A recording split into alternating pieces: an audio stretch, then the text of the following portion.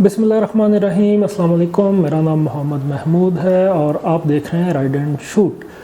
Welcome to another garage video from ride and shoot. और आज की मेरी वीडियो का टॉपिक होएगा how to change disc pads on special edition GS150। GS150 के फ्रंट के डिस्क ब्रेक के डिस्क पैड्स कैसे चेंज करने हैं।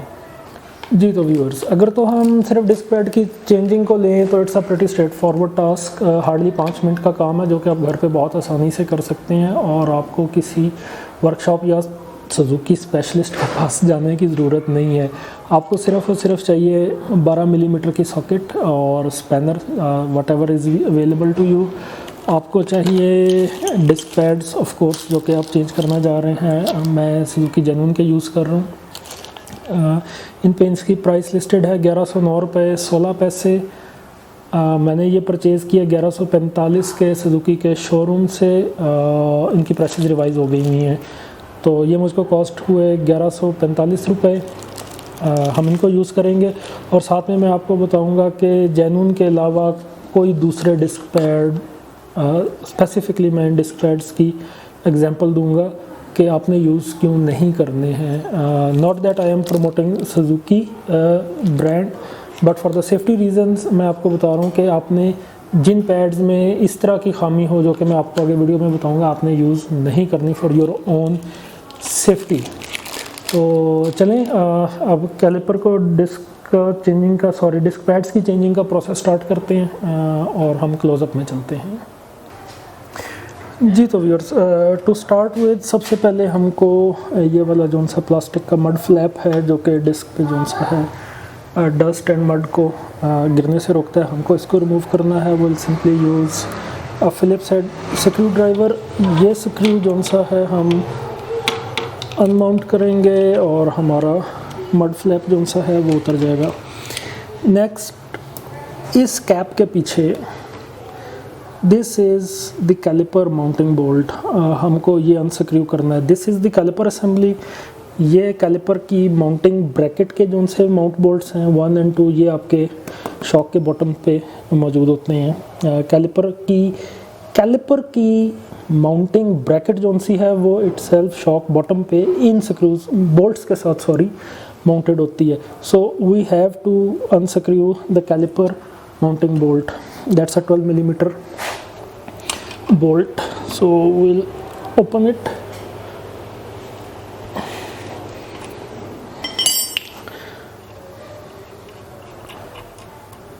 और हमने इसको सारा निकाल लेना है। So this is the bolt. अच्छा, उसके बाद हमारा कैलिपर जोन सा है वो इस तरह से मूव कर लेगा, ठीक है। और कैलिपर हमारा इस पिन पे, मैं आपको अभी कैलिपर उतार के दिखाता हूँ, इस पिन पे जो सा है अभी मूव कर रहा है।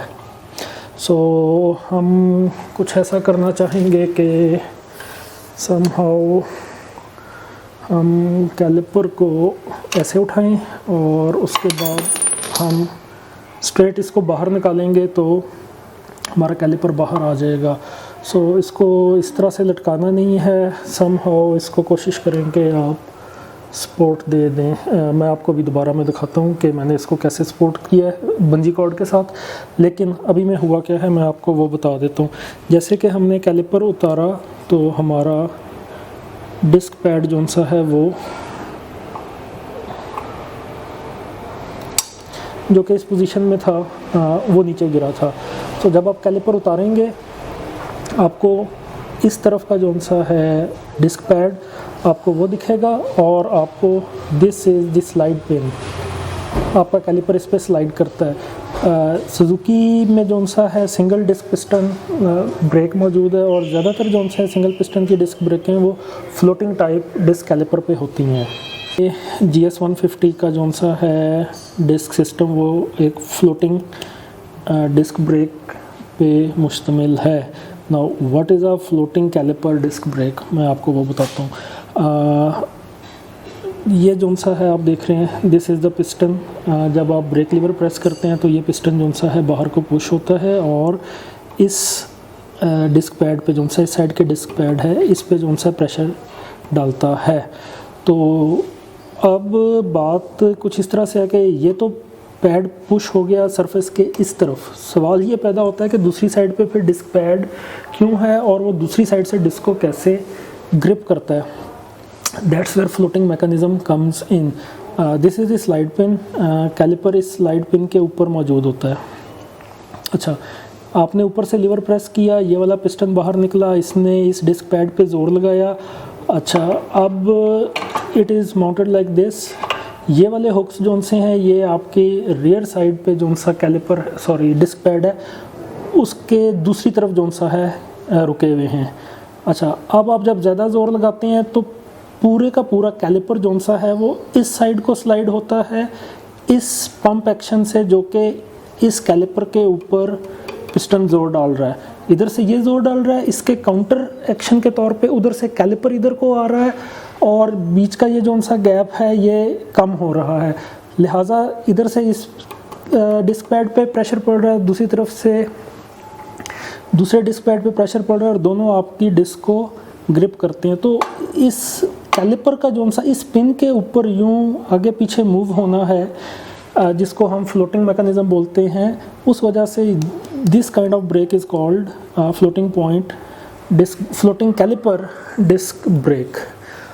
इसके अल्टरनेटली आते हैं फिक्स कैलिपर डिस्क ब्रेक्स, जिसमें इस साइड पे भी पिस्टन होता है, उस साइड पे भी पिस्टन होता है और आपका कैलिपर इटसेल्फ फिक्स होता है और दोनों साइडों से पिस्टन्स जो से हैं वो डिस्क पैड्स को प्रेस कर रहे होते हैं डिस्क पैड के ऊपर।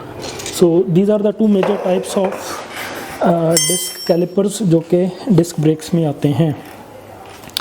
तो चलें अब आगे कंटिन्यू करते हैं डिस्क पैड्स की चेंजिंग। उसके लिए सबसे पहले आपको कैलिपर उतारने के बाद इस सूरत हाल में मिलेगी। This is the mounting bracket for your calliper. आप सिंपली इस साइड का डिस्क पैड इस तरह से उतार लेंगे, इसके ऊपर से आप ये वाली पतरी उतारेंगे। उसके बाद रियर साइड का जोन सा है आपने डिस्क पैड उतारना है, उसके लिए ये नीचे का जोन सा है शिम, आप इसको इधर को ऊपर को प्रेस करेंगे थोड़ा सा और फिर आप उतार लेंगे दूसरी साइड का डिस्क पैड। और डिस्क पैड के पीछे से शिम उतारते साथ ही अलग हो गई है। ये शिम जोन सी है it will go in like this on the back side. So हम इनको भी साइड पे रखते हैं और हम पहले थोड़ी सी सफाई कर लेते हैं। जी तो व्यूअर्स, मैंने ब्रेक कैलिपर को उसकी माउंटिंग से उतार के इस तरह से यहाँ पे हैंग कर दिया with the help of a bungee, so that कि हमारा जो सा ब्रेक लाइन है उस पर जो सा है दबाव ना पड़े, उस पर खींचना पड़े और वो सेफ रहे। तो हमने इसको यहाँ पे कुछ इस तरह से हैंग कर दिया था और हम जो सा है सफाई कर लेंगे कैलिपर की भी। और इस दफ़ा चेंजिंग में जो सा है ये जो सा आप देख रहे हैं, this is the boot for the slide pin. ये बूट पर निकाल लिया है, हम इसकी भी ग्रीसिंग करेंगे अच्छे तरीके से, जो सा है उसकी भी सफाई करेंगे। तो क्लीन अप ऑपरेशन के बाद मैं दोबारा आपसे कंटिन्यू करता हूँ। जी तो व्यूअर्स, कैलिपर साफ़ हो गया है, कैलिपर की माउंटिंग जोन सी हैं वो सारी साफ़ हो गई हैं। Now it's time to put everything back. और सबसे पहले हम लगाएंगे लेफ़्ट साइड का डिस्क पैड। डिस्क पैड को अगर हम इस तरह से रखें तो डिस्क पैड के ऊपर हमारी ये वाली डिस्क पैड का क्लिप कुछ इस तरह से जाएगा कि इसके ये दो प्रॉन्ग्स जिस साइड पे हैं will put it like this, और ये इसको इस तरह से ग्रिप करेगा और इसको एंटी रैटल पोजीशन में रखेगा ताकि ये झटकों के साथ जो सा है डिस्क पैड आवाज़ ना करे। सो इसका मेन पर्पज़ ये होता है, हम इसको यहाँ पे कट्स लगे हुए हैं, ये दो कट्स, इन दो कट्स में कुछ इस एंटी रैटल को इस तरह से प्रेस करते हुए हम डिस्क पैड को इसकी लोकेशन पे रखेंगे like this. Left side done. Right side जो सा है वो जो सा हमारा डिस्क पैड ऑलरेडी शिम के साथ इंस्टॉल्ड आता है for Suzuki genuine. This is the shim for our right side disc pad को अगर आप इस तरह से पकड़ें, क्लिप को आप इस तरह से पकड़ें, इस तरह से रखेंगे जैसे हमने इसको यहाँ पे पुश करके हल्का सा रिमूव किया था डिस्क पैड को, हम उसी तरह से इस डिस्क पैड को लगाएंगे इस गाइड पिन पे और इस गाइड पिन पे। बैक साइड पे 2 गाइड्स पिन हैं। आपने डिस्क पैड को यूं पकड़ना है, ऊपर की गाइड पिन में पैड को डाला, हल्का सा प्रेस किया और आपका दूसरी साइड का डिस्क पैड भी आपने बिल्कुल डिस्क के साथ जो सा है उसको जोड़ देना है। पैड्स हमारे जो सा अपनी पोजीशन पे आ गए। Next task is to place the calliper over it and will be finish. लेकिन उससे पहले मैं आपको बताता जाऊँ कि हमने दूसरे पैड्स जो से हैं, मैंने शुरू में बताया था, वो क्यों नहीं यूज़ करने। So let's go to them. आपसे बात हो रही थी कि हमने थर्ड पार्टी जो से हैं डिस्क पैड्स, हमने वो यूज़ क्यों नहीं करने। वो समझाने की खातिर मैं आपको ये वाला जो सा है डिस्क पैड उतार के आपको समझाता हूँ। ये 2 डिस्क पैड्स हैं। आप इन दोनों की, ऊपर सुजुकी का जेन्युइन है, नीचे थर्ड पार्टी है, इनकी बैकिंग प्लेट्स जिसके ऊपर आपका फ्रिक्शन मटेरियल लगा हुआ है, आप उसकी थिकनेस पे गौर करें। ये विजुअली इसकी हाफ है कमोबेश। मैं आपको चेक भी करवा देता हूँ। ओरिजिनल डिस्क पैड की बैकिंग प्लेट की थिकनेस है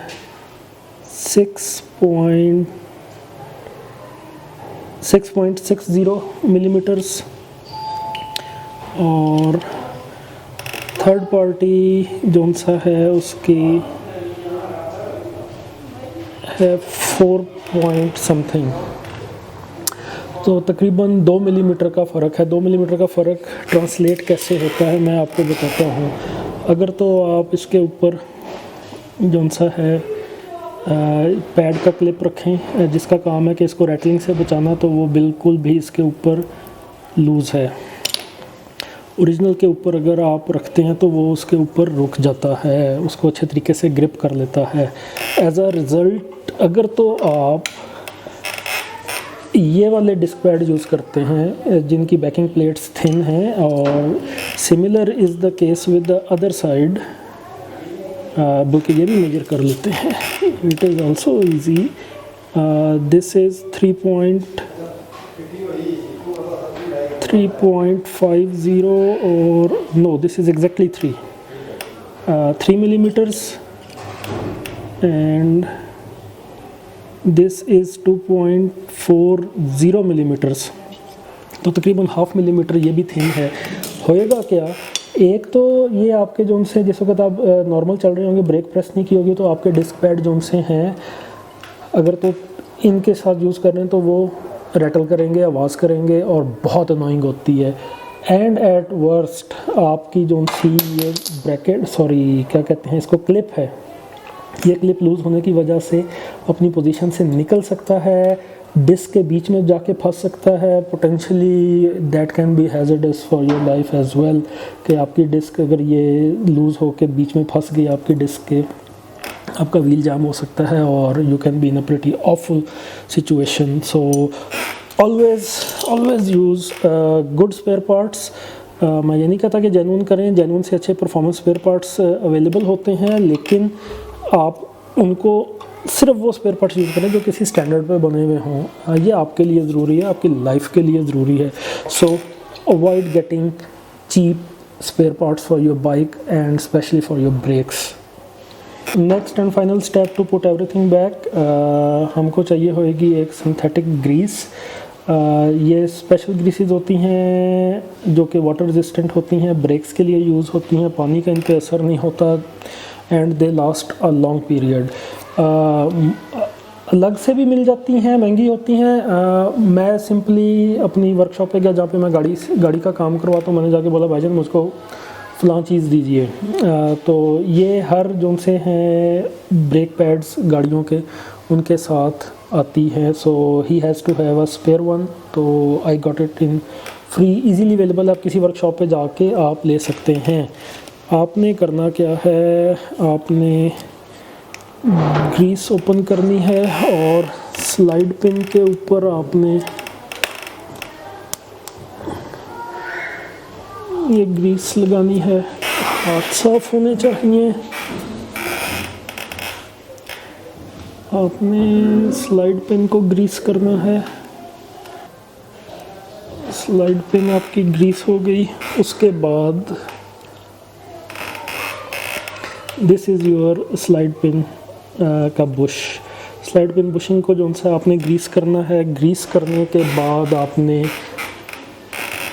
जो सा बूट है जो सा के यहाँ पे प्लेस होएगा लाइक दिस, आपने इसको बीच में से थोड़ा सा ग्रीस करना है और आपने उसके बाद इस बूट को यहाँ पे प्रेस कर देना है इसकी पोजीशन पे। So let's grease the bush. आपको अभी मैं दोबारा में आपको दिखाता हूँ। हमारी स्लाइड पिन ग्रीस हो गई। मैंने जो सा स्लाइड पिन की हाउसिंग जो सी है या बुश उसको ग्रीस कर दिया है। बूट को अंदर से ग्रीस करके उसको वापस माउंट कर दिया है। अब जो सा है हमने कैलिपर को वापस माउंट करना है इसकी माउंटिंग ब्रैकेट पे, लेकिन उससे पहले हमारा एक बड़ा इम्पॉर्टेंट स्टेप रहता है। वो ये कि हमारे जो उनसे पिछले डिस्क पैड्स थे उनकी घिसाई हो गई हुई थी। हमारा पिस्टन जो सा है उसकी नॉर्मल पोजीशन काफ़ी आगे को थी और अभी में जो सा है हमारे डिस्क पैड्स की थिकनेस बढ़ गई हुई है और अगर हम अभी में जो सा है कैलिपर को स्लाइड करना चाहेंगे तो यहाँ पे इतना रूम नहीं है कि कैलिपर इस पे माउंट हो सके। So we have to press our piston back to make room to accommodate the new pistons. Simply हमको एक स्पैनर चाहिए, रॉड चाहिए, कोई भी चीज़ हो सकती है। हमें पिस्टन को वापस पुश करना है। हम क्या करेंगे, हम पिस्टन के ऊपर इस तरह से रखेंगे। इस मेरे केस में तो ये क्या कहते हैं 12 मिलीमीटर का स्पैनर है जिससे मैंने ओपन किया था। आप कोई भी रॉड ले सकते हैं हार्ड। आपने यहाँ पे ऊपर रखना है और यहाँ से आप इस तरह से इसको प्रेस करेंगे तो आपका पिस्टन, आई डोंट नो आपको डिफरेंस पता लगा या नहीं, लेकिन आपका पिस्टन वापस पीछे रिटेन होएगा और यहाँ पे रूम बनेगा ताकि आप उसको माउंट कर सकें। So once again